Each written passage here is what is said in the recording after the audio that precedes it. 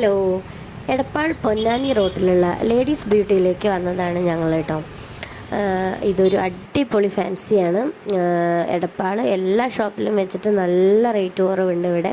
ഞങ്ങൾക്ക് ഞായറാഴ്ച ഒരു എൻഗേജ്മെൻ്റ് ഉണ്ട് തൃശ്ശൂർ വെച്ച്. അപ്പോൾ അതിന് കുട്ടികൾക്ക് കുറച്ച് സാധനങ്ങൾ മേടിക്കാൻ വേണ്ടി വന്നതാണ്.